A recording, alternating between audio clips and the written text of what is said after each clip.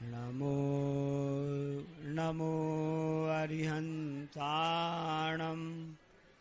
नमो सिद्धाणं नमो आयर्याणं नमो उवज्झायाणं नमो लोये सभ्यसाहूणं। बोलो 24 तीर्थंकर भगवंतों की जय। गुरु नाम गुरु आचार्य ज्ञान सागर जी महाराज की जय। मूक माटी रचयिता आचार्य परमेश्वरी गुरुदेव की जय। बोलिए पूज्य निर्यापक स्वामी प्रसाद सागर जी महामुनि राज की, पूज्य 108 से चंद्रप्रभ सागर जी महामुनि राज की, पूज्य निर्यापक सागर जी महामुनि राज की जय। समस्त आचार्य संघ की जय। आप सब लोग पढ़ते हैं ना, स्वर्ग से सुंदर सपनों से प्यारा घर का द्वार बना रहे, आशीष है आपका आए गुरु के द्वार। वास्तव में देखा जाए तो ये हमारी भारतीय संस्कृति ही है कि जहां पर के लिए गुरु के लिए हमेशा आगे उनके लिए आगे रखा जाता है। भारतीयों के दिल में ही गुरु के प्रति आस्था श्रद्धा होती है। जितने भारतीय होते हैं उनको सुनने की इच्छा होती है, उनकी आराधना करने की इच्छा होती है। ये आपको भारत में ही मिलेगा, विदेश में नहीं मिलेगा। गुरु शिष्य की परंपरा को यदि पूरे विश्व को अवगत कराया है तो इस हमारे भारत देश ने ही कराया है। आप इतिहास उठाकर देख लें तो आपको पता चलेगा कि जिस समय 20वें तीर्थंकर मुनि सर्वनाथ भगवान हुए, मर्यादा पुरुषोत्तम उस काल में हुए, उनके लिए शिक्षा वगैरह दी जाती थी तो उनके गुरु वशिष्ठ आदि हुए। वहीं जब महाभारत की बात आती है, नेमिनाथ भगवान संग की बात आती है, तो वहां पर द्रोणाचार्य जैसे गुरु रहते थे और उनके पास में रहकर ही कौरव पांडव जितने भी शिष्य बनते थे। यहां तक कि जब सबसे पहले जब भगवान महावीर स्वामी का श्रवण सिंह की रचना हुई और उस समय लगातार कितने दिन हो गए थे, 66 दिन तक उनकी दिव्य ध्वनि नहीं खिली।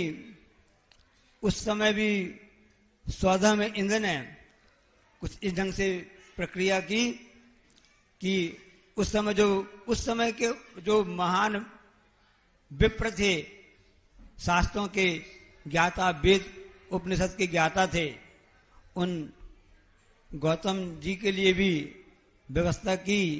और वह जब आकर के माने संवत्सरण में आए तब उनको वस्तु स्थिति पता चली और उन्होंने भगवान महावीर स्वामी को अपना गुरु बनाया।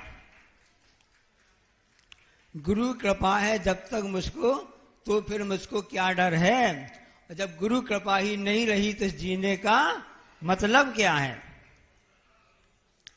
अभी आप लोग ने सुना संचालक के महोदय से, और माहौल 2-3 दिन से बना हुआ है। आचार्य श्री कहाँ जा रहे हैं? अमरकंटक जा रहे हैं। किस लिए जा रहे हैं? वहां पर प्राण प्रतिष्ठा होने वाली है। ऐसे आदिनाथ भगवान की जिन बिंब कितने टन की है, तो प्राण प्रतिष्ठा इतने साल तक क्यों रुकी रही? सब लोग कर लेते, सब व्यवस्था कर लेते, कमेटी के पास सब साधन हैं, सब सुविधाएं हैं, लेकिन वहां पर प्राण प्रतिष्ठा करने के लिए तो सूर्य मंत्र कौन दे सकता है? एकमात्र गुरु महाराज के मुखार बिन से ही प्राण प्रतिष्ठा होती है। और जैसा कि आपने माहौल देखा, उत्साह से भाग ले रहे आप लोग, क्योंकि भारतीय परंपरा में ही है पाषाण से भगवान बनाने की प्रक्रिया जो चलती है, उसके बीच में गुरु की उपस्थिति होना भी आवश्यक होता है, तभी प्राण प्रतिष्ठा कार्यक्रम आनंद संपन्न पूरी तरह हो पाता है। होली का त्योहार है, आज कुछ भीड़ भी विशेष दिख रही है। छुट्टी का समय उपयोग करना चाहते हैं आप लोग। यही कहना चाहते हैं हम आपसे कि इस समय जो आपके मौसम भी पतझड़ का तो है, बरसात भी आ गई है, तो पतझड़ का मौसम क्यों आया है? इस संकेत हम सबको देने के लिए आया, बताने के लिए आया है।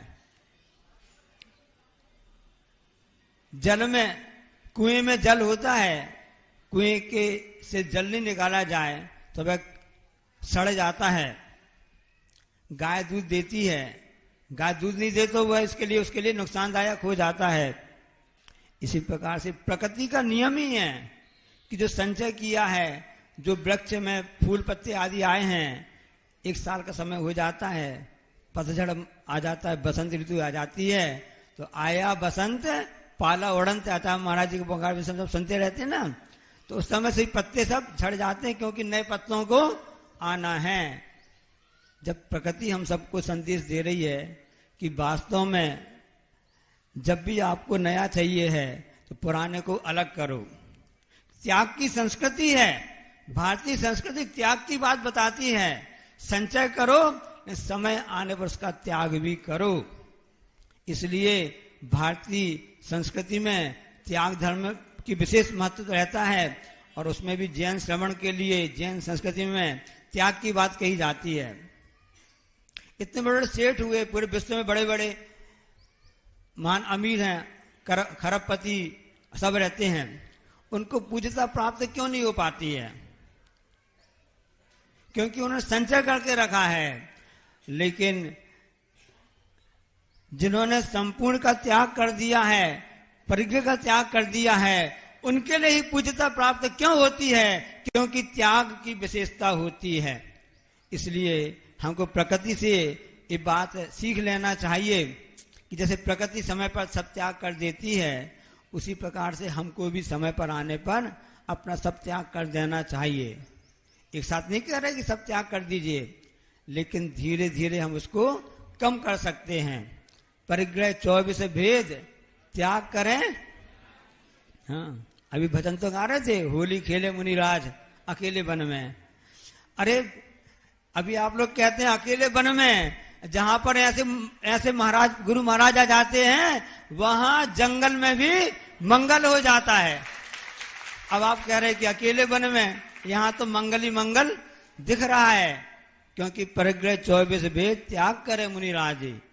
तो जब परिग्रह का त्याग किया जाता है तभी आत्म तत्व की उपलब्धि हो पाती है। उसको समझना है।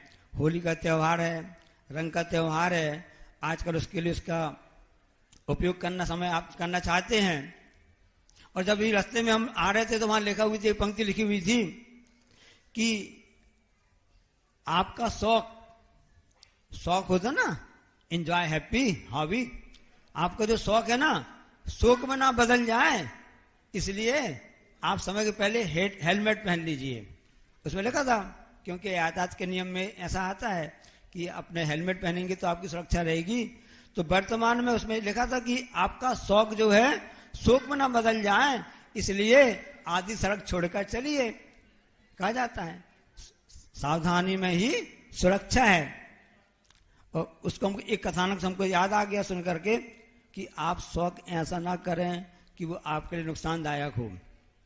होली के त्योहार में कुछ लोग बहुत से नशा वगैरह करने लगते हैं। नशा से मुक्ति के लिए सरकार भी और सभी लोग प्रयास रहते हैं।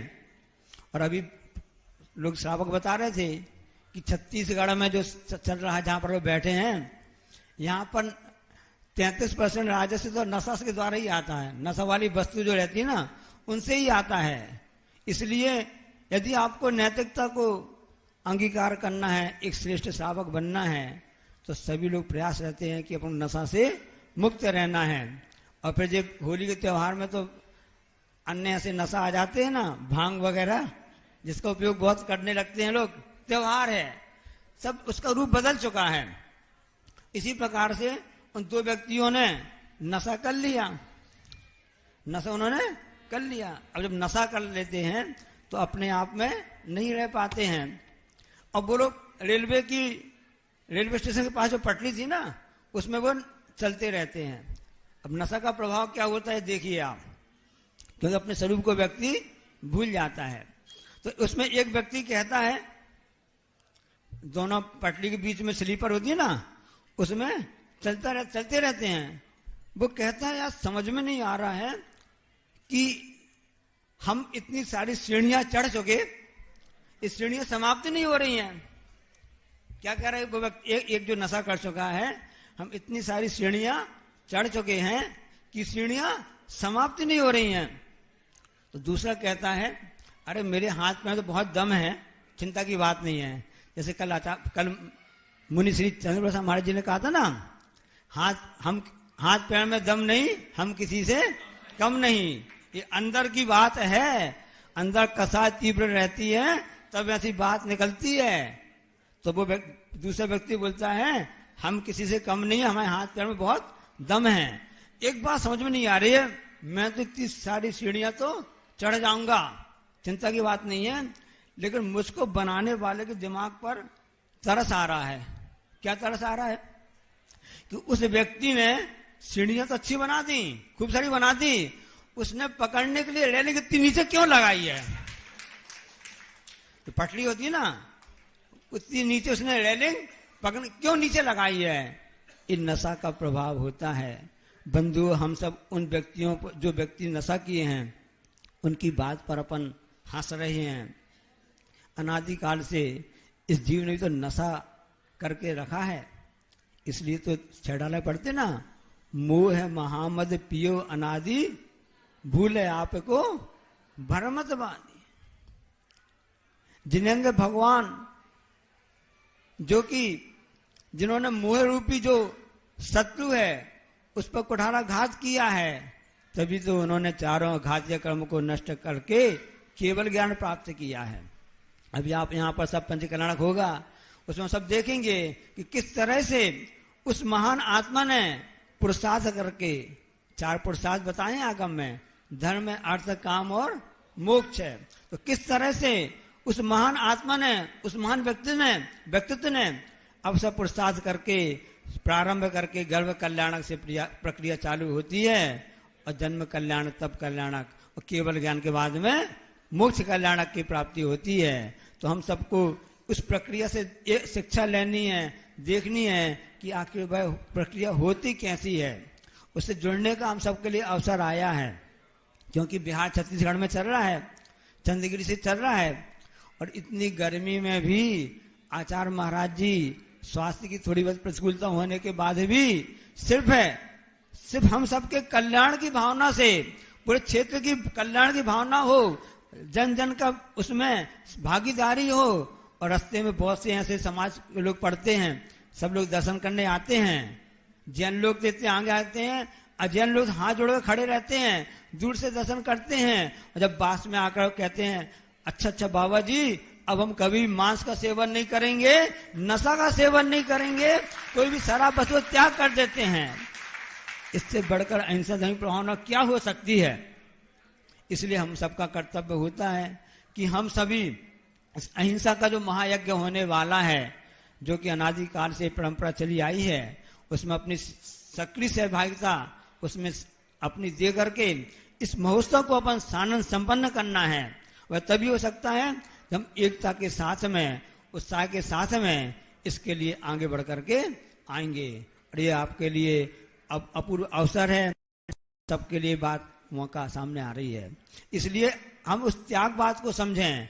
इसलिए मैंने त्याग की बात कही है कि परिग्रह को त्याग करके ही हम निर्गंत अवस्था को प्राप्त करते हैं, और उसके बाद ही हम जा करके वह विताग पद को प्राप्त कर पाते हैं। तो सबके लिए आवश्यक हो जाता है कि हम इस नशा की वस्तुओं को छोड़ करके और साकार को अपना करके ही हम अपने जीवन को उन्नत सफल बना सकते हैं। बोलिए अहिंसा परमो धर्म की। वाणी जावाणी के ज्ञान